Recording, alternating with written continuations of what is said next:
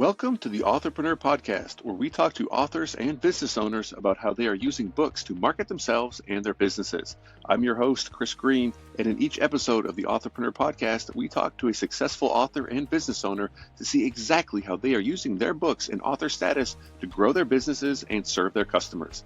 We'll talk about what's working, the benefits of becoming a published author, and we may even come up with some creative new marketing strategies. In this episode of the Authorpreneur podcast, I talk with Laurie Barkman, also known as the Business Transition Sherpa and author of the Business Transition Handbook, How to Avoid Succession Pitfalls and Create Valuable Exit Options, guiding business owners on their journey from transition to transaction, from creating value to letting go. Laurie is the former CEO of a 100 million revenue company that was sold to a Fortune 50. As a mergers and acquisitions advisor, Laurie provides a structured process for business owners to plan successful transitions of their companies. She is also an adjunct professor of entrepreneurship at Carnegie Mellon University and hosts the award-winning podcast Succession Stories, where she speaks with hundreds of entrepreneurs who have shared their journeys through succession. Laurie earned her MBA from Carnegie Mellon University and her Bachelor of Science degree from Cornell University. She received certifications from the Alliance of Mergers and Acquisition Advisors, the Exit Planning Institute, and the Value Builder System. Planning ahead should be an essential part of your business, and Laurie shares so much great information in this episode for authors, entrepreneurs, and business owners. Enjoy.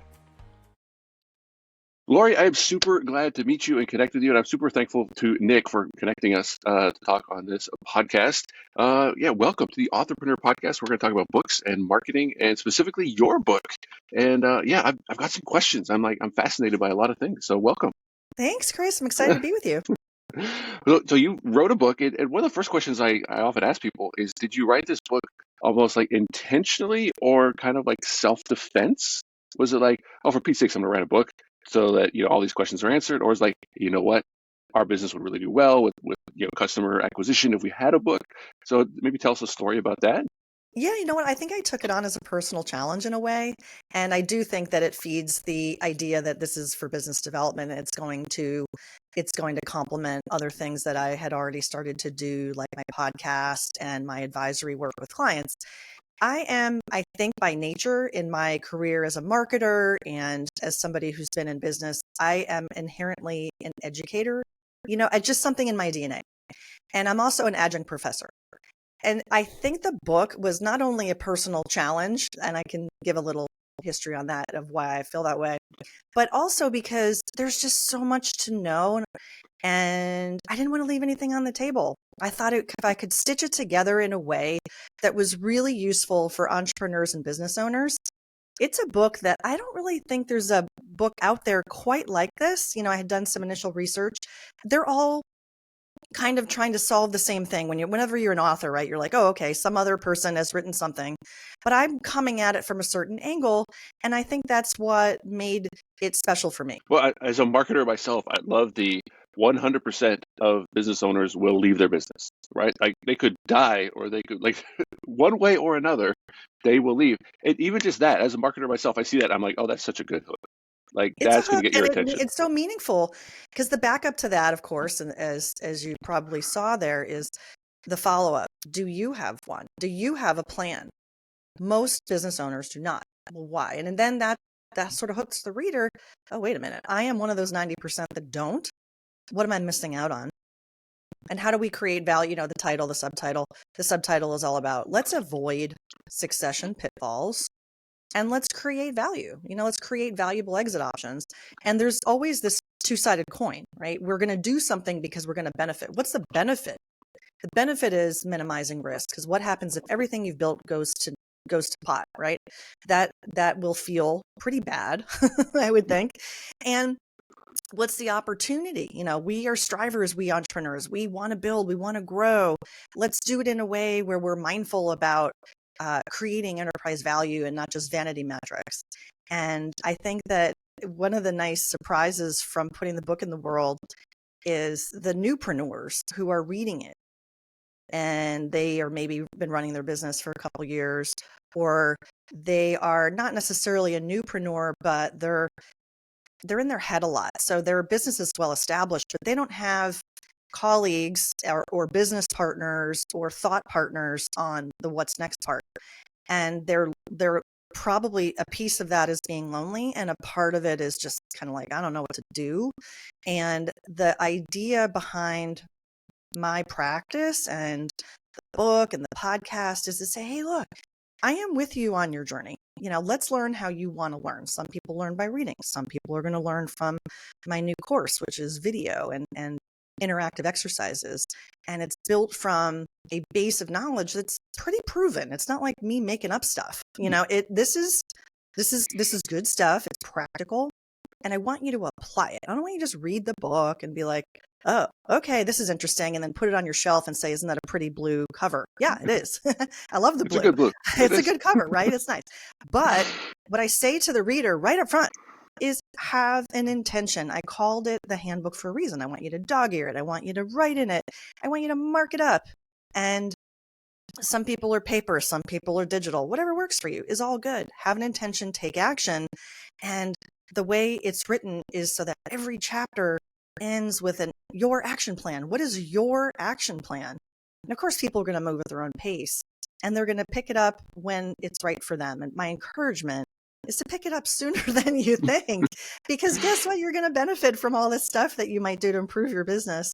And so that's been just the really fun part of it, is hearing people earlier on in their entrepreneurial journey, picking up the book and going, oh my gosh, this is great. And of course, there are people reading it going, oh crap, I wish I read this 10 years ago. Well, that was another thing I really picked up on, is like work on this when time is on your side versus when time is not on your side. And I think you said like 90% of kind of business owners don't have an exit plan.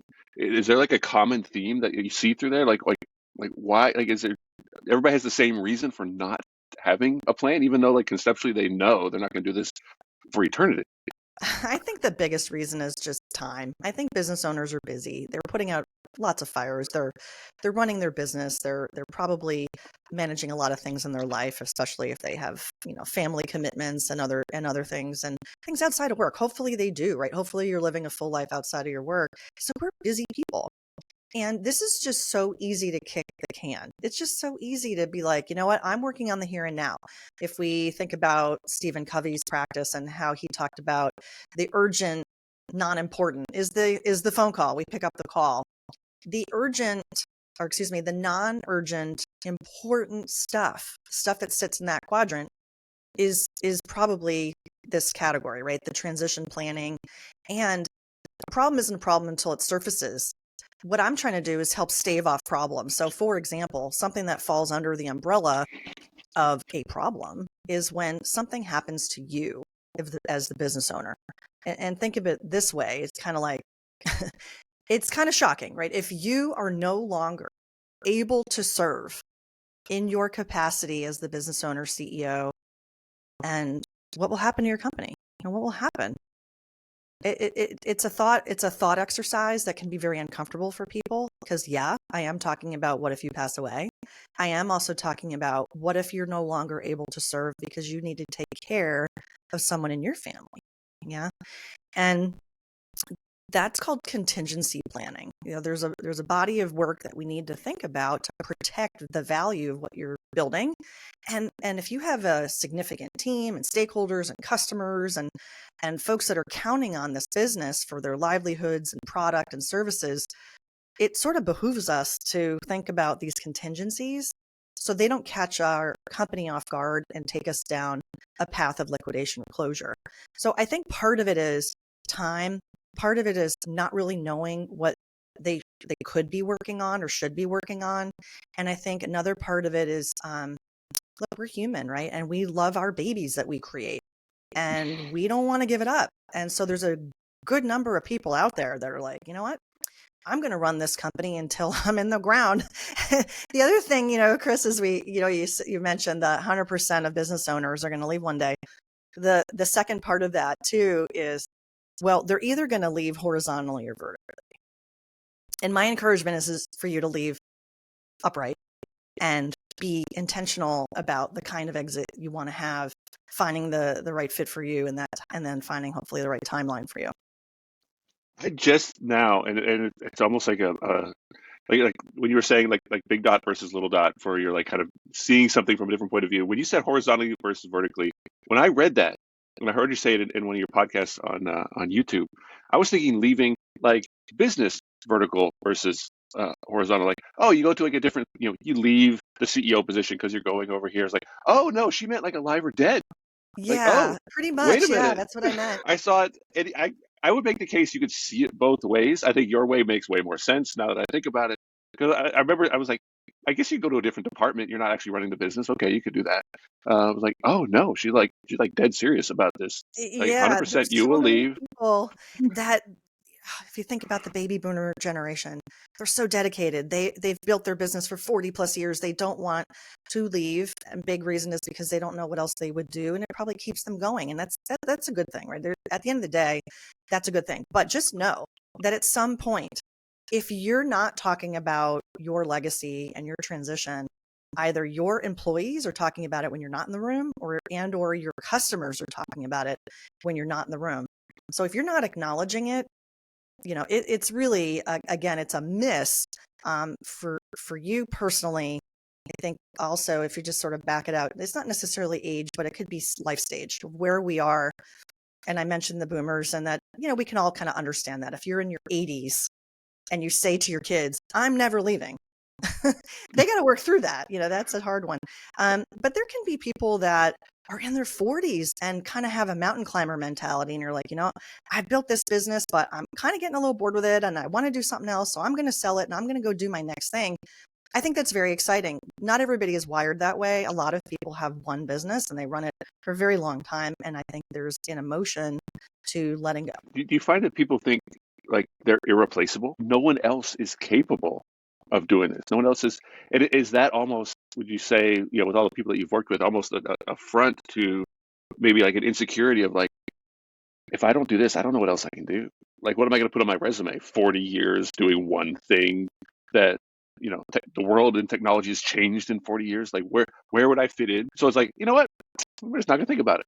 We're just going to Yeah, keep on doing this. I think you're right. I think that's right. I think that a lot of people are scared about what they would do differently if they haven't really given it much thought, and that feels scary. If there's something we're not familiar with, it feels scary. Sure. That's why I like to talk about creating a transition runway on the personal readiness side.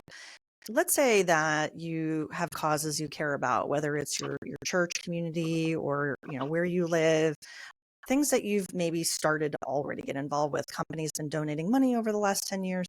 Have you been putting time, talent, and treasure together in a way that's meaningful for you? If you're no longer dedicating 60, 70-hour weeks to one thing, how might you diversify your time?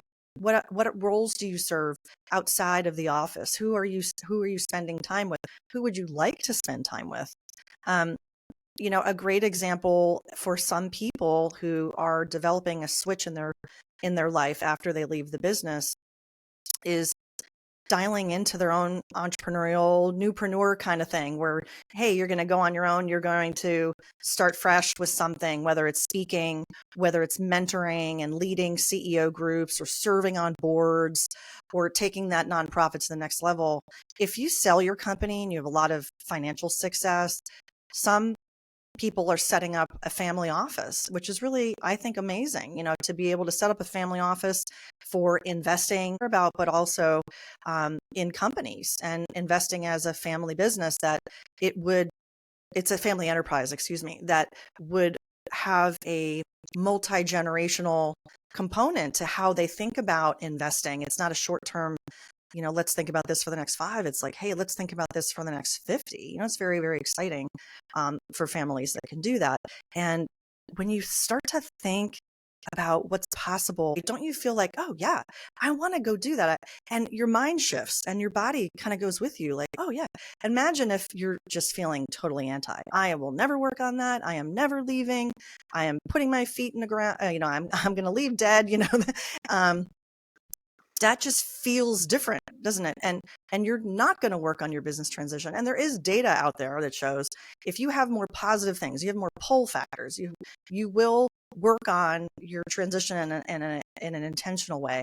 And there's a positive correlation with business value. It kind of makes sense, right?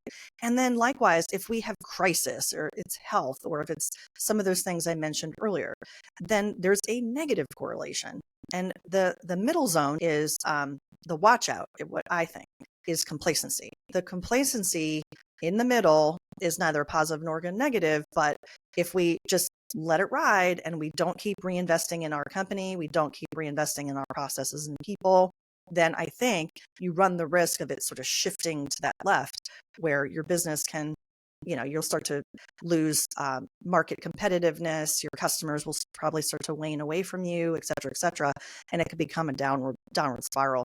So that middle ground, I think, is a real watch out area for business owners. I would guess you would say if you're in the middle ground, maybe whether you know it or not, really the only way you can go is down unless you're being really intentional and realizing, wait a minute, if we don't act and we don't actually take some action, we're not going to go up. And then to me, that makes me think of, like, if you're giving advice to somebody, it's like, if someone wants to buy this business, it's going to be so much more attractive if they know you have a plan, or at least think that you have a plan, versus they can walk in and they can see, oh, I've seen this before. And it's almost like an unfortunate thing because it's like, oh, this is like so great if you guys would just take the transition plan. And, is that kind of where you saw these things, were like, oh, for Pete's sakes, I'm going to brand myself as the business transition Sherpa. I'm going to write the book. I'm going to start a company because, oh my gosh, you guys need help. I know exactly what you need. There's a huge win for everybody involved. And, do you almost feel like you've fallen into like your dream job of like, I'm good at this and I'm getting paid to do this? In a lot of ways, yes, I do. I do feel that way. I have a long career. I don't do the math here.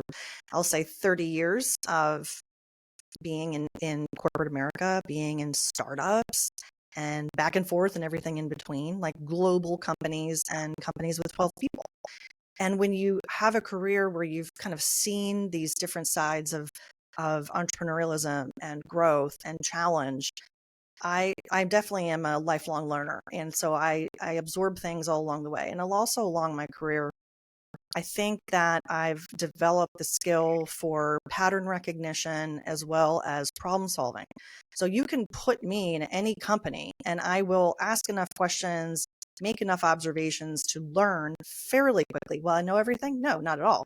But I am able to discern the wheat from the chaff. Where do we need to focus?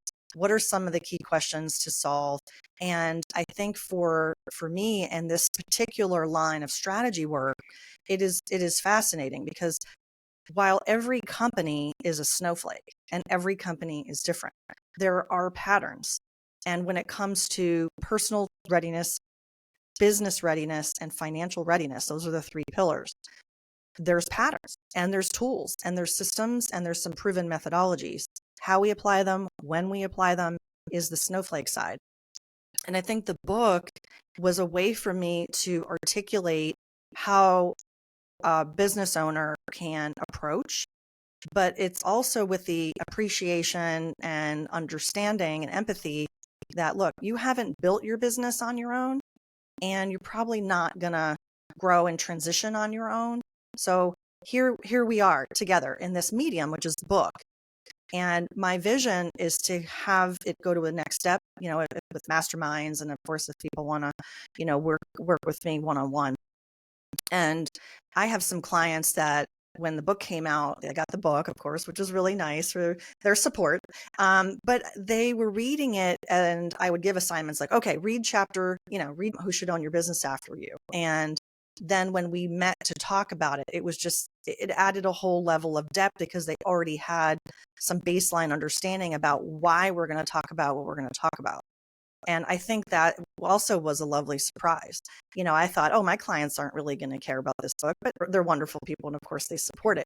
But from a knowledge and value standpoint, it really has been adding value to the experience of working with me. And not everybody's going to work with me, of course. But that's, to your earlier question about why did I write a book and how does it stitch together and how do I use it? I think it's going to continue to evolve. The course that's coming out on Thinkific is also very exciting. And it's another way that people I'm democratizing the content. Can I reach 1 million people to build value in their business? Imagine the legacy that we can leave in our economy, our local economy, our families, if these companies don't shutter. We could talk about how many companies shutter. I'm trying to minimize that. I'm trying to ultimately minimize the number of companies that shutter over time. Yeah, and let people, get the reward for their hard work. And there's so many different kind of ways to go down this. It's if someone starts a business and they have the entrepreneur, spirit, and they do 40 years worth of business, they don't necessarily have that skill set of how to exit because, they kind of learn things along the way.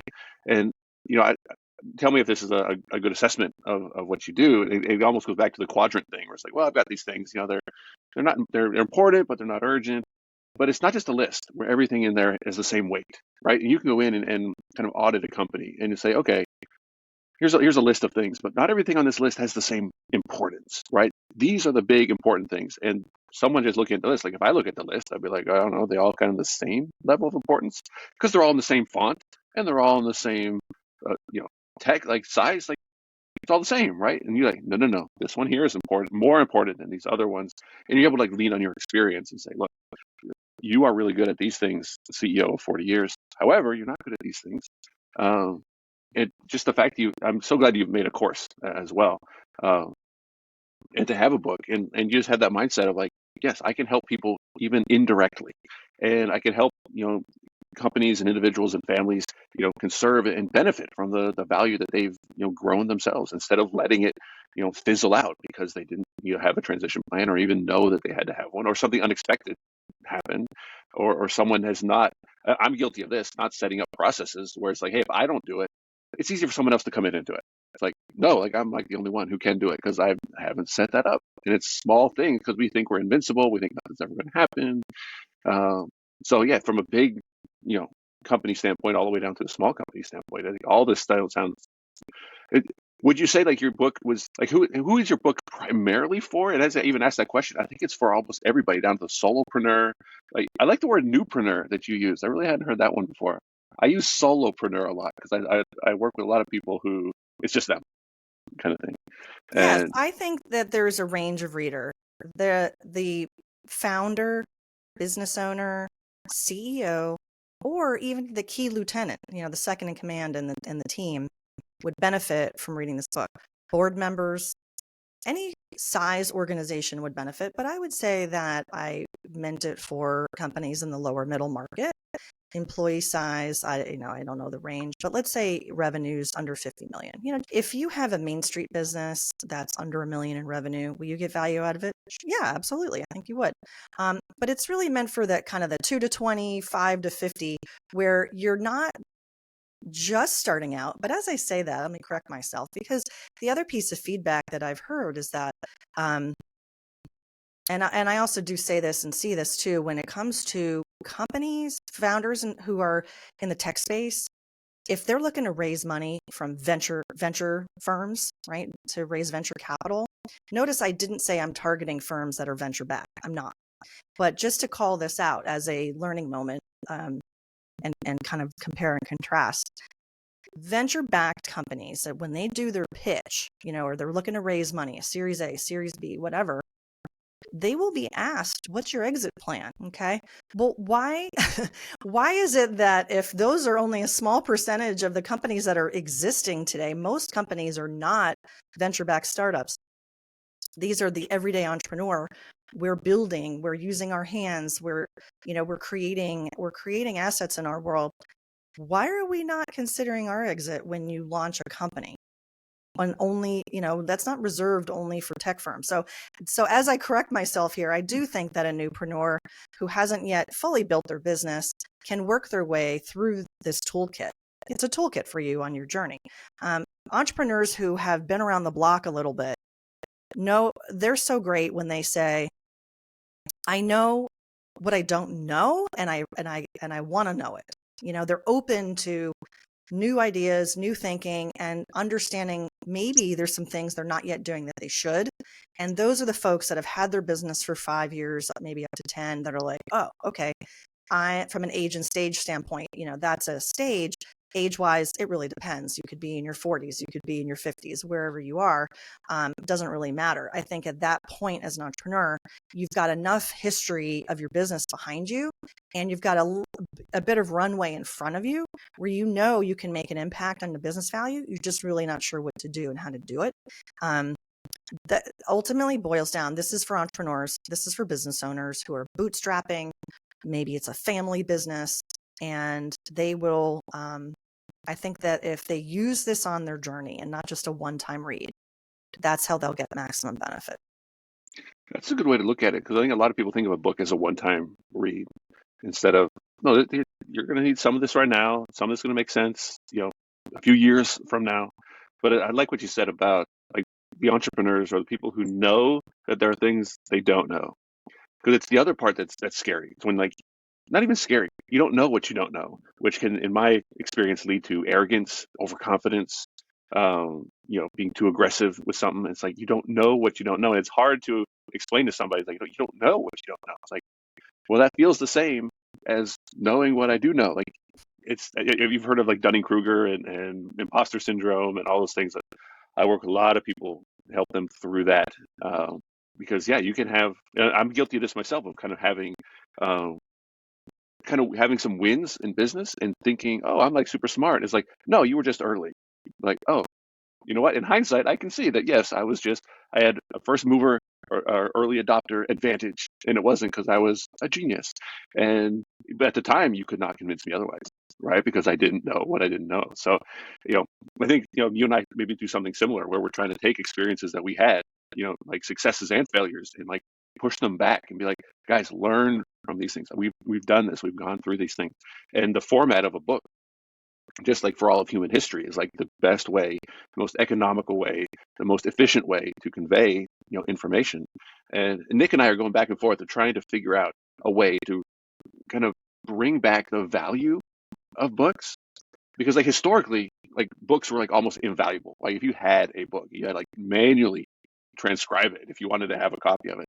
So we considered them very valuable. We protected them, and we put we put so much value on their contents. And now it's like, oh, for $9 you can get everything like Jeff Bezos ever said. So it's like, but who cares, right? I won't be here until tomorrow. Like, don't care.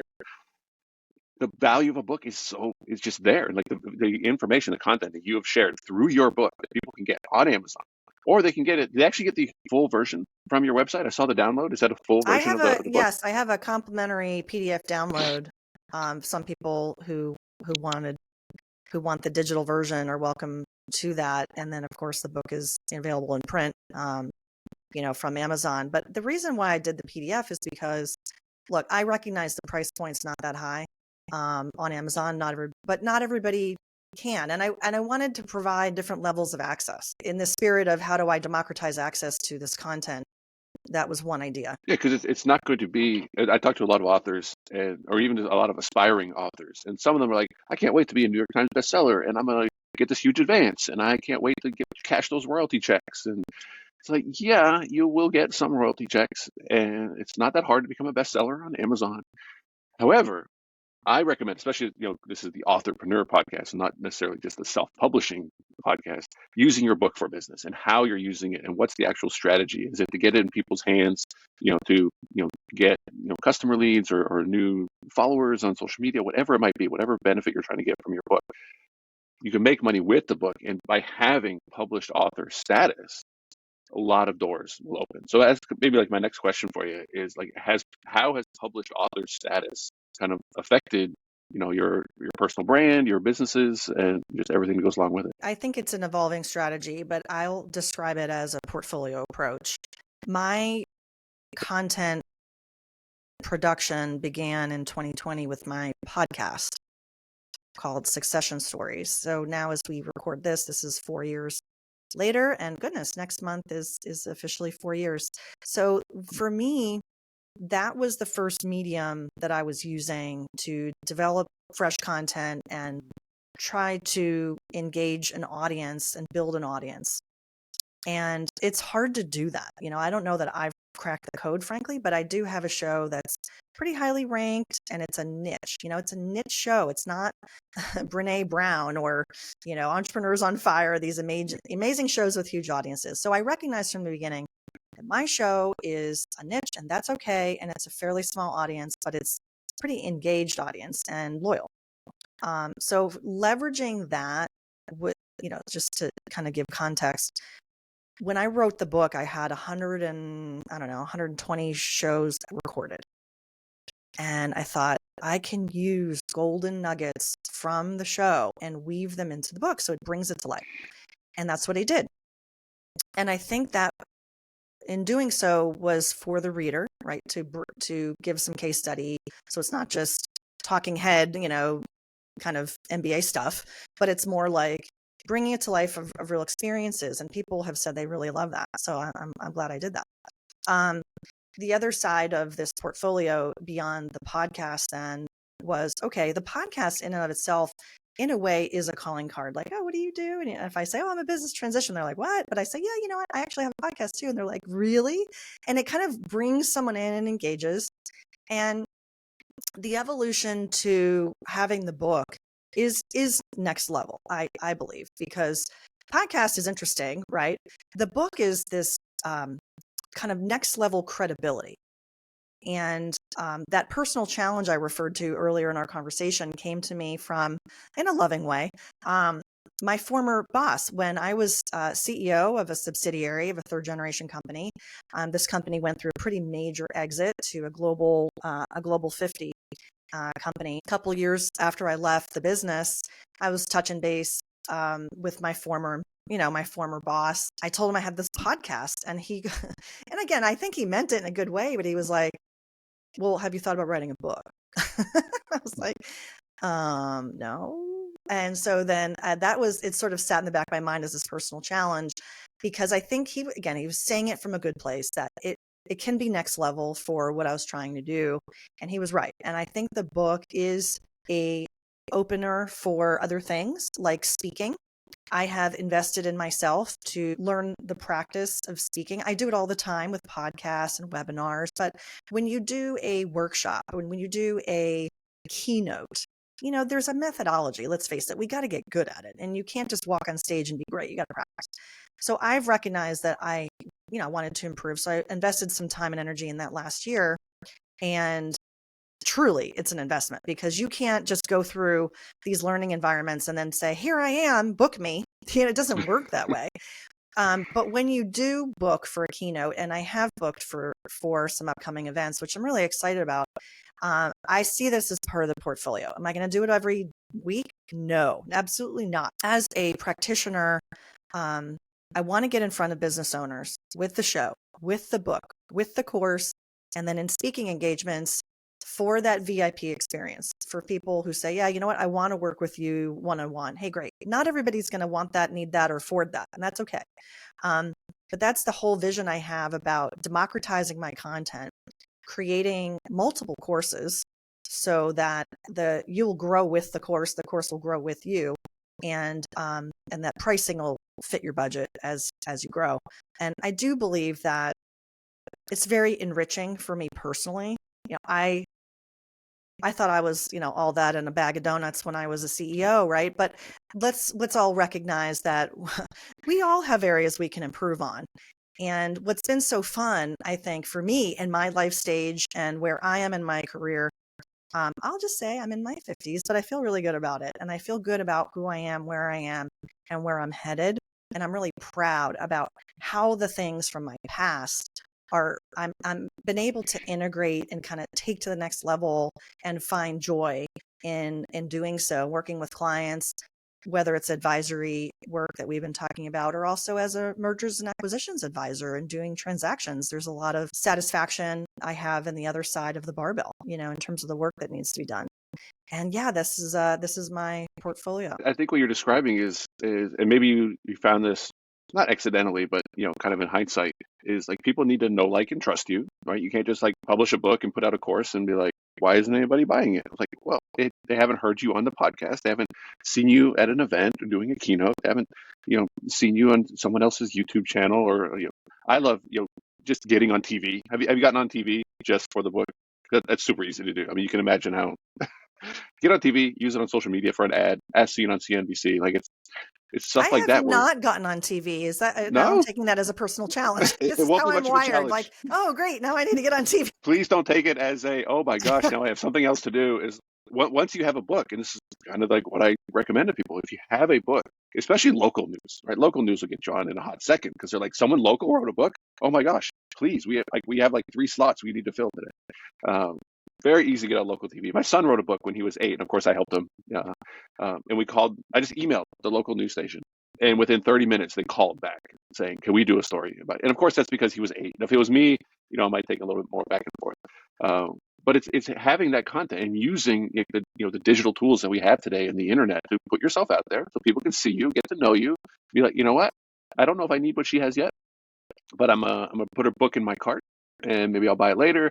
I'm gonna I'm gonna subscribe to this podcast, whatever it might be, and then when they're ready, then you're top of mind because I give advice to this for I use real estate agents as an example. Like, you don't always need a real estate agent, right? But that's why you want their magnet on the fridge. And I tell my real estate agent buddies, like, email like once a week, once a month maybe to your list. Don't email them every day, right? Because I don't need a real estate agent every day.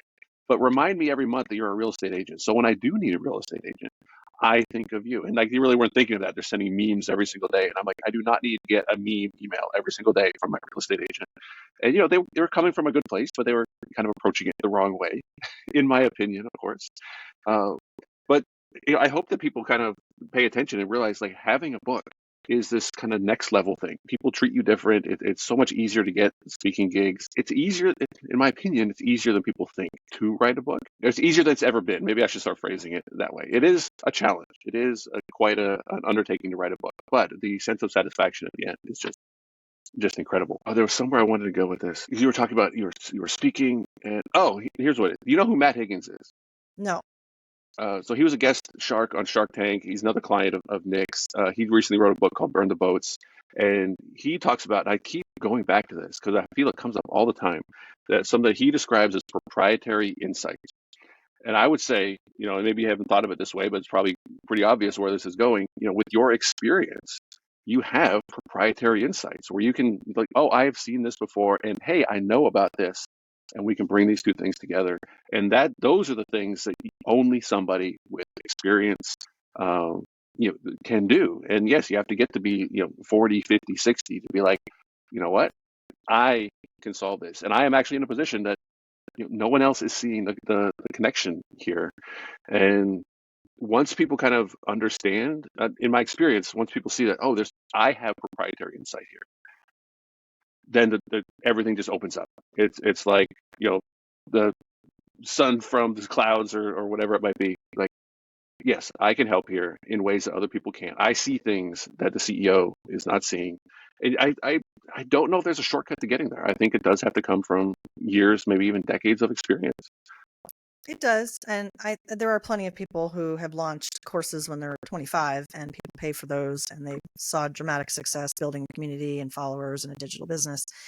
That's just not me. I came at it from the longstanding career, growth in my career, serving as a CEO, going through an M&A transaction, working on the other side of the deal table in private equity, and then considering, wait a minute, how do I stay close to the C-suite? As a entrepreneur, is it that I can do that leverages my background and gives context for adding value? I got to add value. If I don't add value, they're not going to want to work with me. And it's this particular combination of skills and assets that I've created / licensed / picked up in the world. All these different assets and tools and knowledge and skills, and this particular bundle that the Business Transition Sherpa stands behind and offers is of course the proprietary knowledge, as you're saying. I like that phrase, and I believe what all of us as entrepreneurs can try to figure out is for yourselves, like, what is that secret sauce? What is that know-how? And ultimately creating that competitive moat. Do others do what I do? Absolutely. But do they do them the way I do them? No, not necessarily. And so what you said also, I wanted to double click on the trust and confidence that, yeah, she's somebody I want to work with, or her team. And that's exactly why I started with the podcast. I think, 20 years from now, I'll probably look back and do a whole hindsight of, did I do this right or not? I don't know. I just sort of started on my track because that was the track I started on. And I think because of COVID, it was the right track because we weren't getting together to meet anyway. We weren't meeting for coffees, and it was a way for me to keep connecting with people. And so just by happenstance, that medium was the right medium for me. And my next level, the book, I believe, is the right medium. And I'm, this is just a little pro tip. I haven't done it yet, but I'm going to do it. I'm going to update the manuscript and integrate the course into the book. And that's the beauty of the on-demand print, is that I can update the manuscript anytime. And of course, when I launched the book last year, I didn't have a course. So I didn't want to, you have to give URLs that are live and real. And the value that's being provided in the book today is to drive to assessments that will help you. And the next level of value is, hey, go to the course page, go to the course page. If this is for you, great. And of course, then there's an ROI through that path that I didn't have previously. I'm excited about.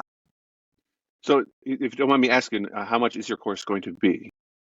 Well, we have to get you in the beta group, and the beta group's going to fill out a survey for me. So the course at this moment is not live. I'm going to do a beta trial for folks. And pricing is really interesting and tricky. So I'm not going to communicate a price right now, but just know that I'm going to be launching 3 courses, course 1, 2, and 3.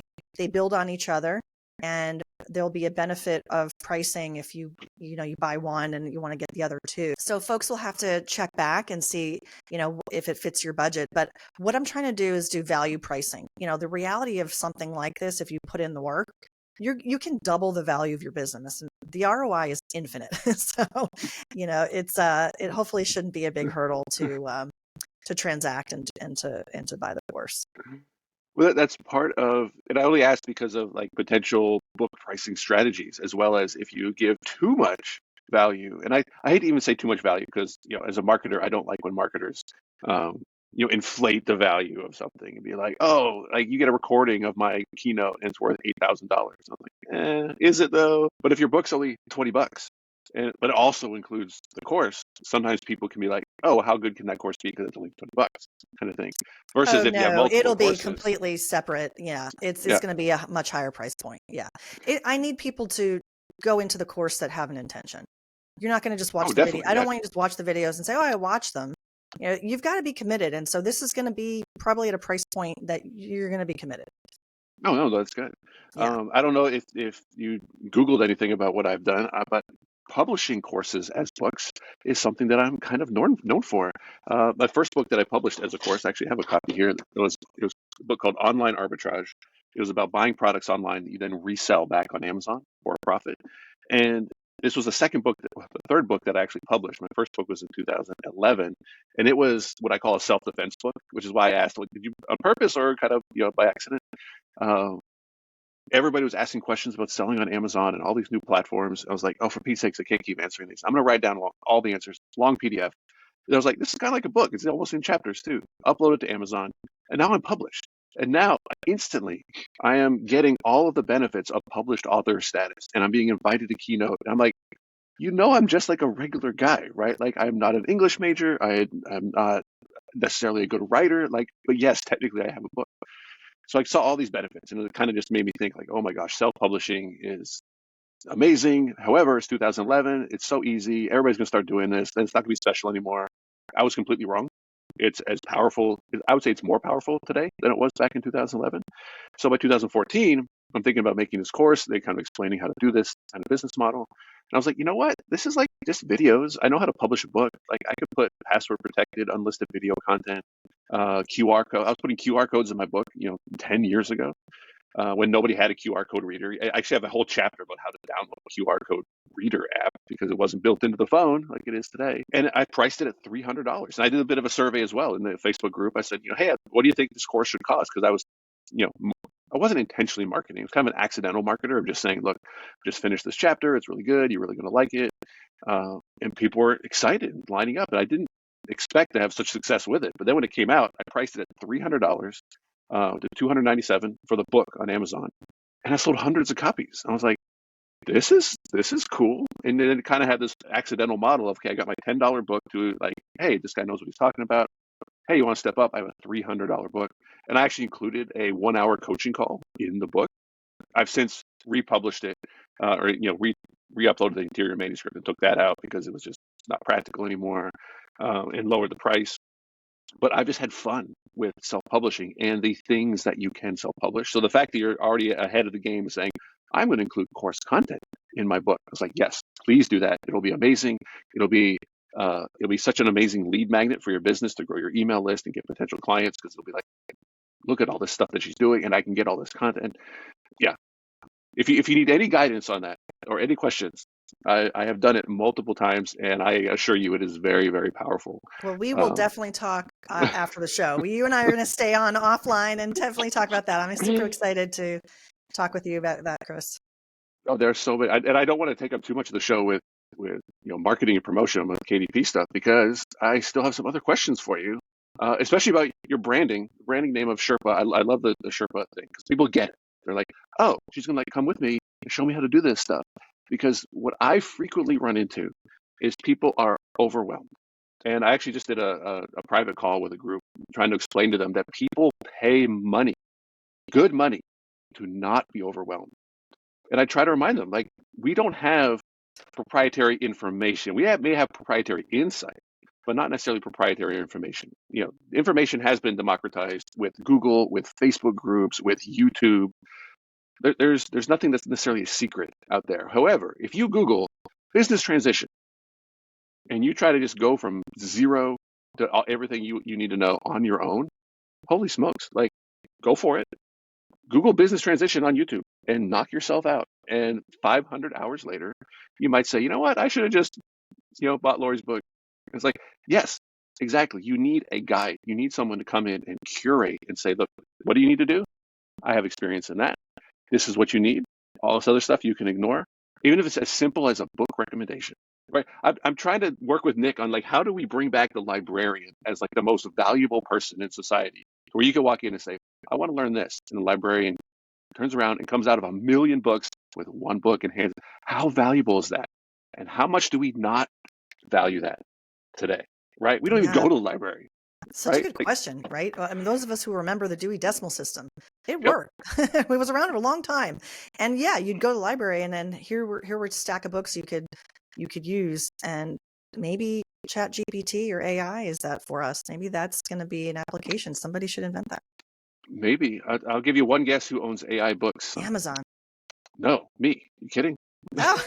I'm just not doing anything with it yet. One of my ideas is to have, like, hey, go ask. And I heard this on, it was a Tim Ferriss podcast, where he was saying, they was talking to his guest, and they're friends. They have each other's email, and they were kind of joking about when do you and when do you not hand out someone famous's, or a very popular, influential email address, right? And what they were trying to say was, look, you don't have to hand out my email. Like, there aren't any questions that you need to ask me, Tim Ferriss, specifically. If you have read my books and listened to enough of my podcasts, you can mentally say, okay, what would Tim Ferriss say? What would Gary Vee say? What would Tony Robbins say? And if you've consumed their content, you can probably guess what they're going to say, to where now you like, the realization is, I have access to Tim Ferriss. I have access to Gary Vee. I have access to Tony Robbins. I have access to whoever I want, without having to go through the gatekeepers and pay hundreds of thousands of dollars for their time, if they're even willing to give it to you, through the power of books and multimedia and online courses. And I feel like that's what I'm trying to, like, bring people back to realize the amazing power that we have as someone who has lived through not having the internet. Right. And I think that's a generational thing that people are forgetting. My kids don't know what it's like to not be able to Google something. Absolutely not. I was in college. We didn't have email. My typewriter that I had in college is sitting right over there. I just, it's one of those things where if we are Gen Xers. I think I can both generalize that way. Am I right? Yep. And we are the tweeners. We get along very, very well with the boomers, and we get along very, very well with millennials. And we're that next, sandwich generation that is literally that transition in the digital age.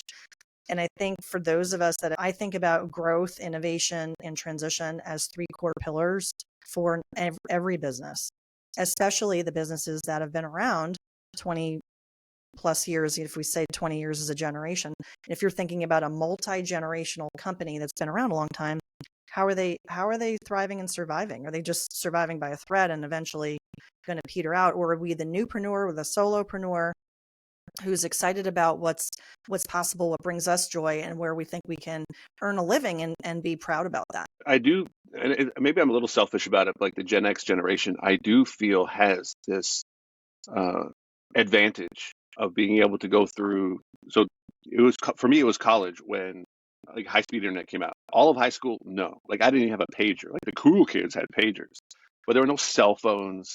Like, even cell phones came out kind of like the end of like late college years. But, like, we did have like actual usable internet, for college. And being able to have that perspective is, I do worry that the new generation doesn't have that. And the older generation is, they're, I say this nicely, I don't want to be like, not, they're retiring, right? So they're not, making all these different decisions. And it's going to be interesting to see how it all goes together. Um, a similar but different topic that I'd love to get your opinion on. It has to do with a lot of the people that I end up working with who are wanting to make money on the internet. They're generally solopreneurs, and they have positioned themselves in their business as like the owner operator, right? I would say there's so many of them who call themselves entrepreneurs who actually own a job. And I don't know if that's part of the the world that you've been exposed to, because I try not to be mean and say you're not an entrepreneur. You actually own a job. As someone who at one time thought was an entrepreneur, however, I simply owned a job. Um, and how to help them like, kind of easily transition out of that if they do want to build it into a sellable business versus a, hey, if you're simply sick, your packages aren't going out. Like maybe there isn't a shortcut versus like people have to have maybe a bad week before they realize how they've set themselves up in their business. Um, because I think you're at the top, you're at the higher level of that versus like how do we get people at least on the right path to potentially having an exit strategy if they have set themselves up kind of poorly from the beginning? Yeah, I think that's a fantastic question. There's no doubt that a business that can't survive or thrive without its owner is going to be a worthless business. That's a pretty dramatic statement. People are like, oh, wait a minute, she's wrong. Fine, think I'm wrong, but it's not up to us. It's up to the buyer. So Yeah. what do buyers care about? What will motivate a sale? What pain points is your product or service solving for them? And how do they perceive value? There's value and price. So they're two different things. When it comes to a solopreneur or a very small team having a successful exit, does it happen? Absolutely. Absolutely. And we can learn from those situations. And on the flip, there's also the businesses, person, or a very small team that just shudder because there is no transferable value. So the way to think about it and how I like to talk about it is let's look at, and if it goes to your spouse, it might close too, right? Because Yeah, they there's may not that know how to dynamic. do it. Yeah, Yeah. exactly. Does anyone know how to do what you know how to do? So for solopreneurs, it's a very exacerbated realization like, oh man, I'm the only one doing this. Yeah, I won't have a business. Put yourself in the shoes of the buyer. Try to understand from their point of view what your business is solving for them. Because when you're not in the room, they're going to talk about, well, how quickly can I replicate what they're doing and what will it cost me? And the other part of it is, the transferability. So maybe we have an attractive business. Maybe we've solved for that. But it's not necessarily transferable for a variety of reasons. There's a number of reasons why it might not be transferable, or it is transferable, but we just need to solve for it in the transaction, the type of transaction that we do. And we can overcome those challenges. We just need to be aware of them, right? And so one example would be, we'll just take the lease. If you have a building lease, is that lease assignable? Many times the answer is no. So the buyer won't be assigned the lease. But can we get that lease assigned to the buyer? Yeah, probably, right? So that's something that we can work through. We can talk about types of transactions and that kind of thing. But just at a high level, I think the inventory of what are the assets, and I don't mean like the fixtures and chairs in your office. I'm talking about kind of conceptually. What are the assets? What is the IP? What is the know-how? What is the for a lot of acquisitions, it's acqui-hire. They want the team, whether it's development team or whether it's product team, or there's something special there, whether it's the brand reputation, et cetera, et cetera. What are those transferable assets? And what's the degree of difficulty of transfer? And we can then work on that and solve that. One example of something that is potentially valuable, but also potentially a challenge is certifications from the government. If you've heard of the Small Business Administration, they have minority business owner, woman business owner, veteran, there's a few others. So if you have that status, does that status transfer with a sale? If not, okay, what does that mean? And if so, what does that mean? And that's another, I put that example in the book because so many times we tout that we have these certifications and we think it's going to create value. But if the buyer doesn't have the same certification qualifications that you do, they will not value it the way that you do. And it also could be a reason why they may discount the price of your business, because they'll say, well, X% of your revenue is tied in with those contracts that you've gotten because of that status, and we can't benefit from that. And boom, all of a sudden you realize, oh, my business is not worth what I thought it was. Sure. It makes me think I work with a lot of people who have their own personal brand. And just as you're explaining some of this stuff, I'm like, oh, geez, I haven't thought of it that way. So like, for example, I have facebook.com/Chris, and I use it for business. I use it for posts. I use it to get a little bit of attention. But if someone buys my personal brand business and their name's not Chris, it's not valuable to them. And honestly, that's something I've never thought about. If that was part of a business, because it's a page, not a profile, so it could be bundled up as part of the business. To where to be intentional about, if you're building a personal brand, are you building it in a way that it's a brand that you are part of? But if you're not there, if you're not the exact face of it, it still works. And then just being intentional and maybe taking the next 5 years and being like, oh, okay, I see what I've done. I'm gonna make a plan to kind of overcome some of these early mistakes, and not like intentional mistakes, like not a mistake I feel guilty about, but just I didn't realize. That's why you need a guide, a Sherpa, something. Because just as you're explaining some of these things, I could see a business owner being completely overwhelmed and being like, oh, for Pete's sake, the building lease, like, I don't know, maybe we can assign. And just as you layer it on top, I could see more and more people just starting to check out and being like, I am overwhelmed. I don't want to do this. We're going to kick it down the road. And then it gets to be worse. And I'm sure you come in and say like, no, it's not as bad as you think. It is better to address it now. Please don't feel overwhelmed. That's why I'm here. That's why you hired me. Yeah. It almost sounds fun to do what you do, because you have like this, the proprietary insight to be like, I can help you. Just let me help you. And if you let me help you, you will make so much more money when you exit, and everything will be so much better. Yeah. It's some fun stuff. And I think like the niche. I love how you describe that. Thank you. Oh, feel free to steal it if that can help in any way. The niche thing, I do recommend people think harder about the niche, because I have been guilty of trying to be in a big niche, like the entrepreneur, make money on the internet niche. And I can tell people right now, there's not a lot of money in that niche because there's a lot of competition, right? So if everybody's making a course about how to make money, there's a lot of choice. But if you're in a niche of like, no, I am only here to help businesses transition and make plans, specifically in this revenue area, that you're very niche, and you can charge a lot more money, because the clients they have different problems, they have bigger problems than someone who's at home. It's like, hey, I want to make an extra $100 on Craigslist. Like, I can make you a course about that, but it's like, you could just Google it. I mean, as I say, don't Google things. You'll be overwhelmed. You can Google a few things and get the answers that you need. Are you up against a hard stop, or do you have a few minutes? I am going to look, but I like your point about, I have a few minutes. I like your point about the riches are in the niches, if I can say it that way, to quote a friend of mine.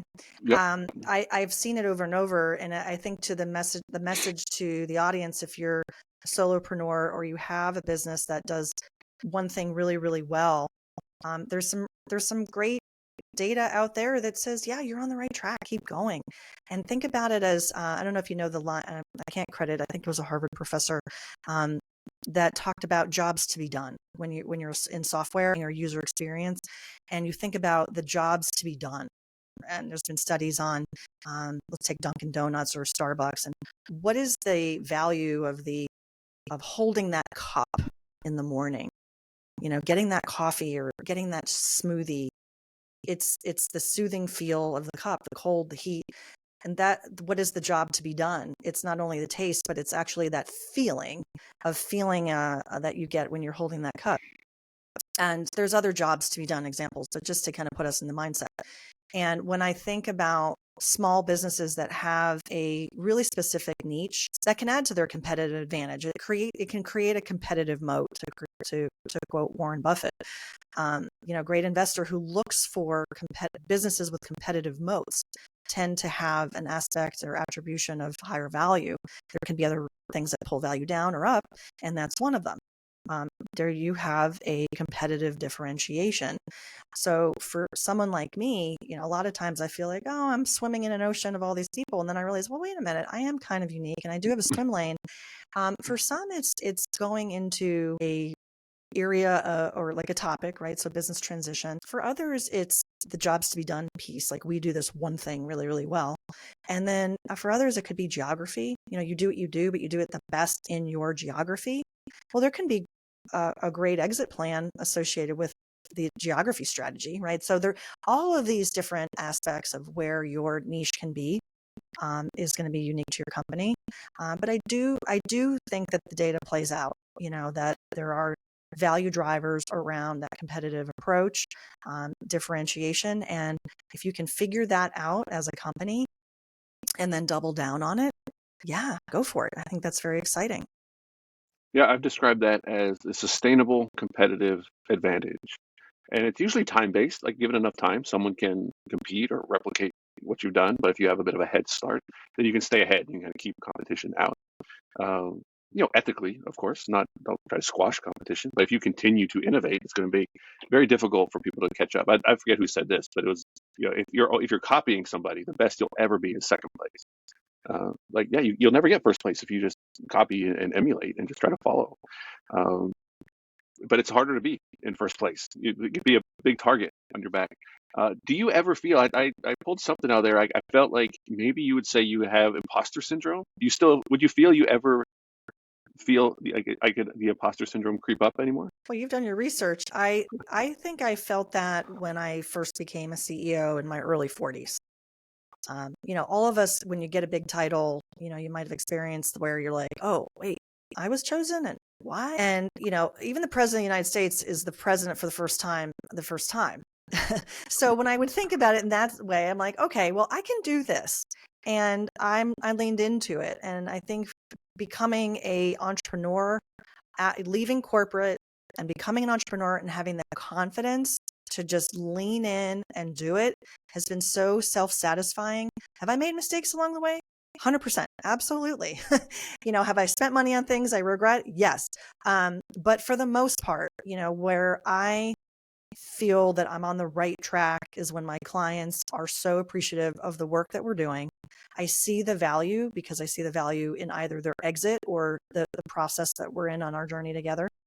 And I also, when they tell me, right, they just say, Laurie, this is very, very helpful. Not in every session, but in a lot of sessions with my clients, I try to kind of just dial in and I'll ask them the question. I'll say, what did you enjoy most about today? And very often they'll say, I like how you held me accountable to this. I like how we had a forum to talk about it. I like that I was able to find clarity on these things because they've been, in my mind a lot. And that fuels me forward. That fuels me. I feel very satisfied about that. And my challenge now as a business is scale, and how do I replicate what we're doing on a larger scale? And I mentioned kind of, my lofty goal to reach 1 million entrepreneurs around the world. And I am really, really excited about the book and about the course, which is built from the book, quite literally, and all the, and I've added into it. There's a lot more in the course than you're going to get in the book, but as a companion piece to learn and grow and find community. Eventually, I think I may have mentioned this earlier, in finding, ways to do masterminds. I think the mastermind approach in this setting is going to be really, really valuable because it's going to be invitation only. And why? And that idea came to me from an entrepreneur, and she's got a niche business. And she said, if I'm going through the course and then the mastermind, I want us all to have the same language. You can't be a newbie off the street. And I was like, wow, and so I'd be sacrificing volume for quality. And I'm okay with that. Oh, yeah. To only have people coming into the mastermind community from these, from this knowledge base, and the name that I'm giving this is Endgame Entrepreneurship, and you're an endgame entrepreneur, right? And so creating a community around endgame entrepreneurs is kind of, that we're leaning in on that from a marketing standpoint. But I'm really, really excited about that as a next phase. No, I think you're on the exact right track. I've considered if I was going to do a mastermind, it would be by application only. Because especially if you're in like the entrepreneur kind of make money space, I've seen a lot of people think, oh, if I can just join this, all my money problems will be solved. It's like, this is not a case of spend $5,000 to join a group and you will everything will work. It doesn't work that way. And I understand that people think it works that way because like, oh, if I just do this, because so many things are marketed that way of like, oh, this is all you need. And like, there's too much kind of hustle bro entrepreneur marketing stuff to get people to buy courses. I mean, crypto, I mean, we won't even go down that. Uh, yeah, because I'm trying so hard to get good information out to people about the things that you can do, and that's why I really enjoy talking about self-publishing and authorpreneurship because it is this, if there are any shortcuts, it is a shortcut. If you can put in the work to write a book, to fast track the know, like, and trust, to fast track the just getting attention and being guest on podcasts, whatever it might be, so you can start getting your message out there, assuming your book is good and your message is good and your content is good. If your stuff's not good, all these shortcuts won't actually work anyway. But Can I your just idea add of something to that? course.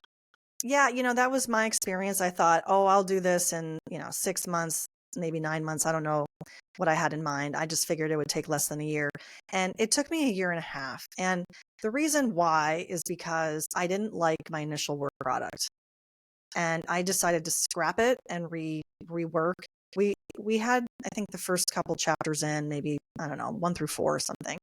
And I was just taking a step back and trying to see it through the eyes of my reader. And as I described earlier, I was intending that this is a business owner. This is somebody who's, in the throes of it.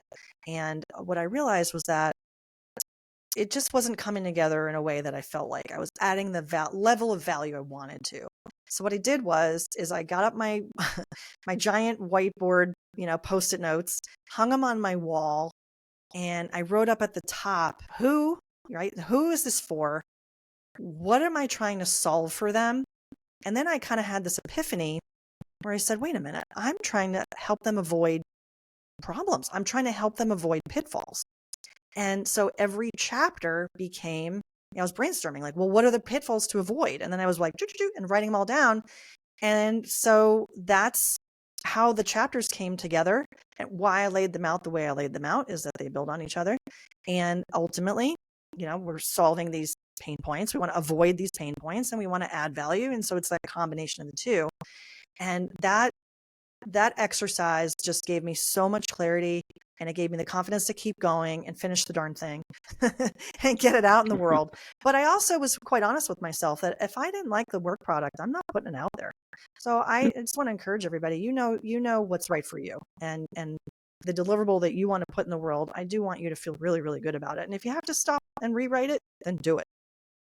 Yeah, you can stop, you can change, I have taken some of my books down. I have delisted some of my online courses because they become irrelevant. And instead of just leaving it up and like getting some sales and like, I wasn't getting bad reviews out of it. However, it's like, no, this doesn't make any sense. Take it down. It is hard. It was hard. I remember staring at the screen like, am I really going to take this down? Because I put so much work into it. But, we have to stop and think, yes, but who's it serving, right? Like, is there a better thing that you could put out? And I hope that people, even just a small takeaway from what you just said, of if you're struggling to like, hey, I know I can solve people's problems. I know I have information that can help people, but how do I put that into a book? Just write out all the problems that you solve.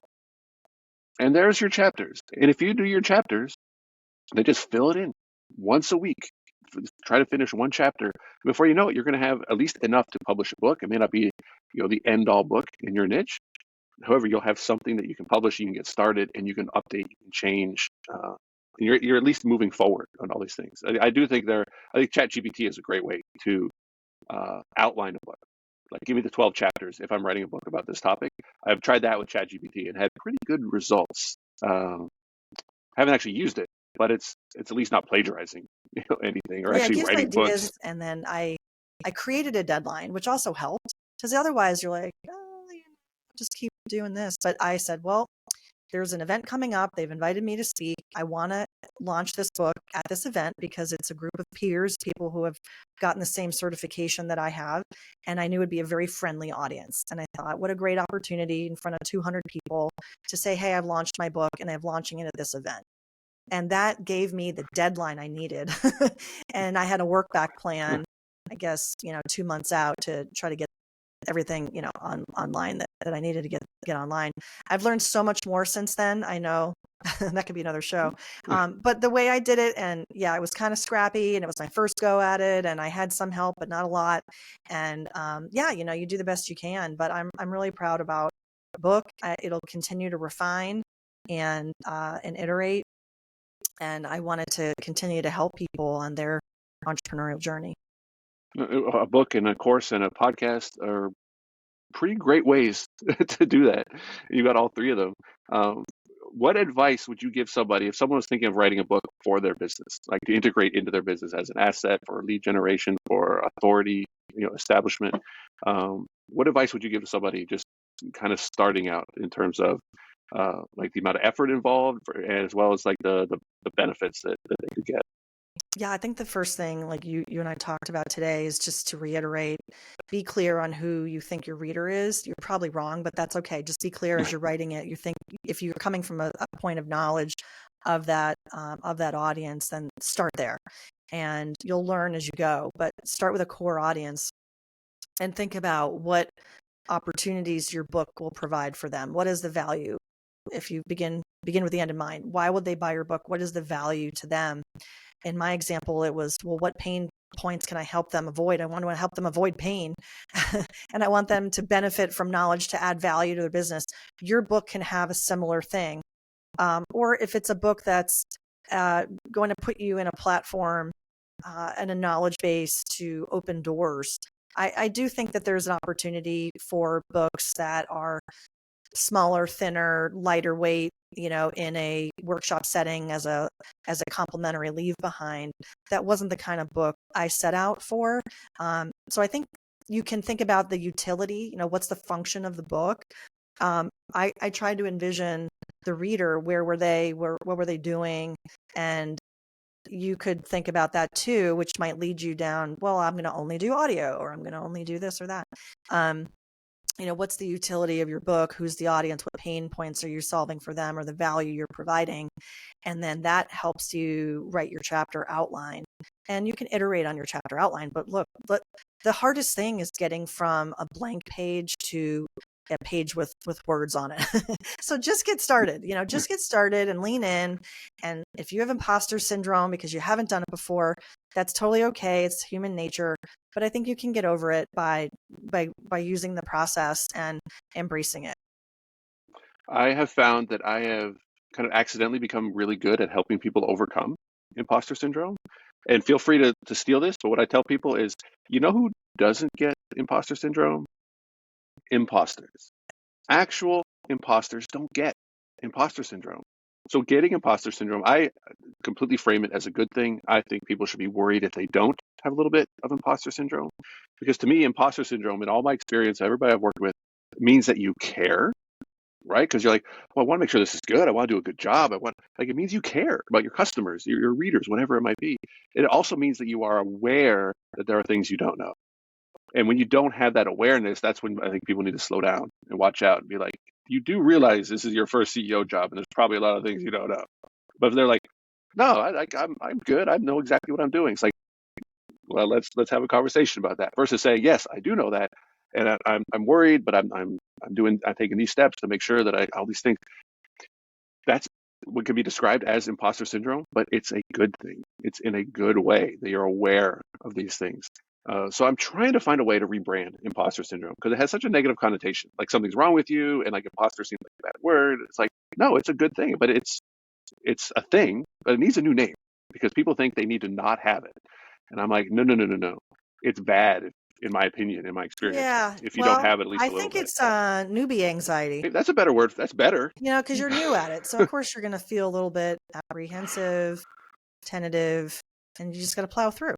Yeah, a little nervous, a little excited, a little, apprehensive. Oh my God, I was so nervous my first podcast, 4 years ago. So nervous. I was wringing my hands underneath the desk. I was like unbelievably nervous. And they went fine, and then as soon as I did a couple other recordings, it was like, oh, all right, well, this isn't so bad. Yeah, you didn't know what to expect. So you weren't aware of some things, and you wanted to do a good job. You wanted to record a good episode. You want to communicate some good information. So you care, and you're aware of things you don't know. And then over time, you're like, oh, that wasn't so bad. And, oh, that was a legitimate concern. I'm glad, I took some steps to, improve this or whatever. But not letting it cripple you and prevent you from moving forward.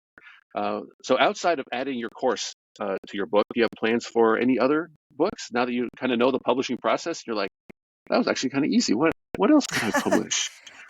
It was a lot of work. It was very hard. And at this point, I do not have another book, but people are like, you have another book in you. I don't know. I don't know if I have another book in the same genre or a different genre. I'm not sure. Well, you know the process. I know the process, and it's not so intimidating now that I've been through it. And there's definitely great resources out there that I know I can tap into. Also, I wasn't totally alone on it, but I would say it was an indie publish, and there were a lot of pieces where I did feel alone, and I didn't really know which way to go. And that's hard, especially the first time around. So I think next time around, I definitely would like to have a little more of a team around me too.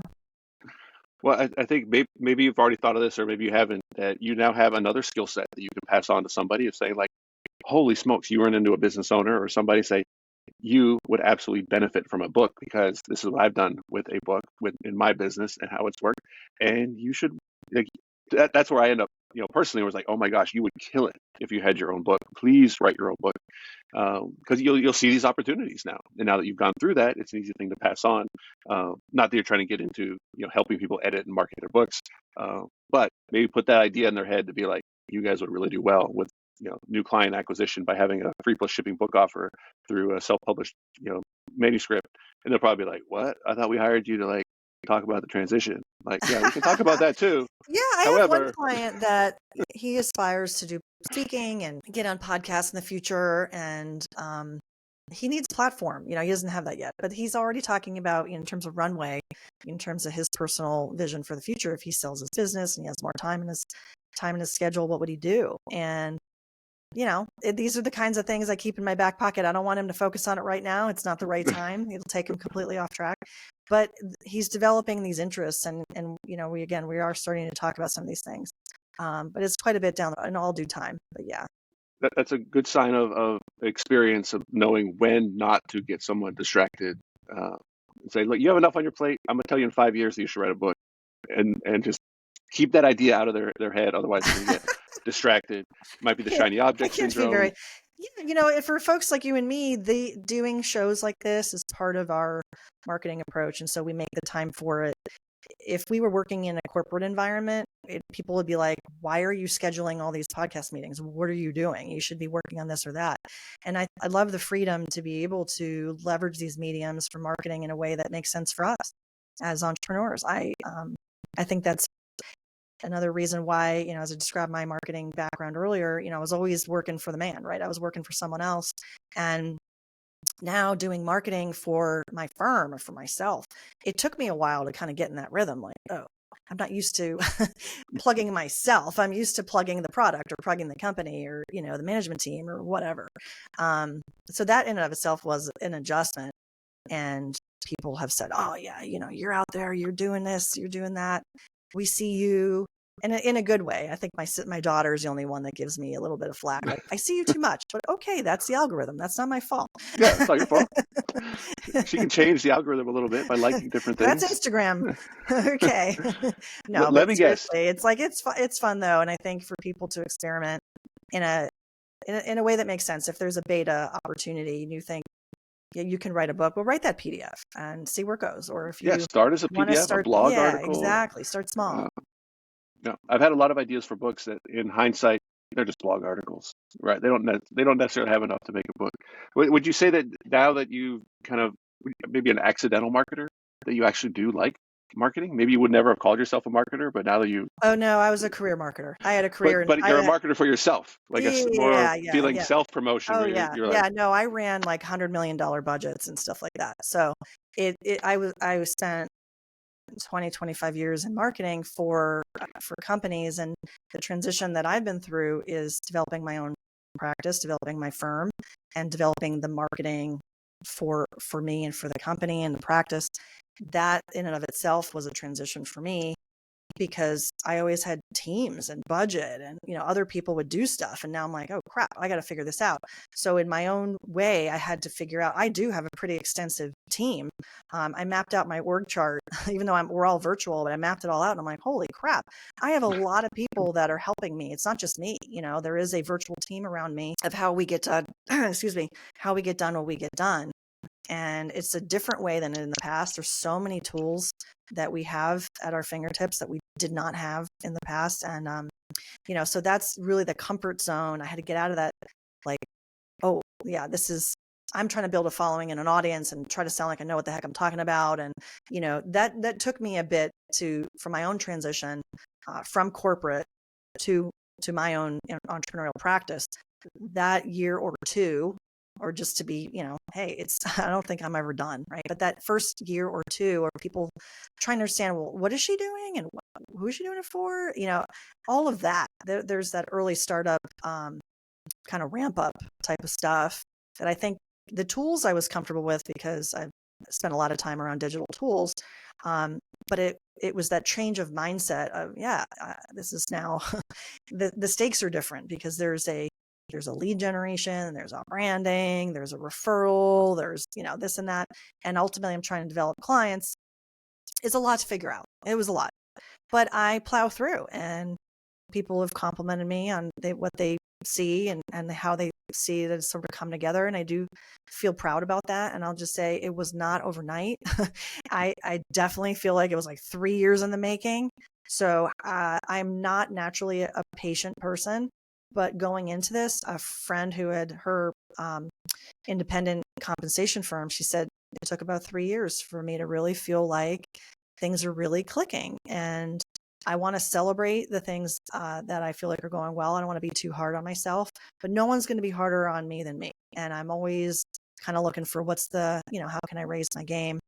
But I also want to celebrate what I've accomplished and feel good about it, and then keep going. Yeah, I completely agree. And the marketing thing, I work with a lot of authors, and most authors are not marketers.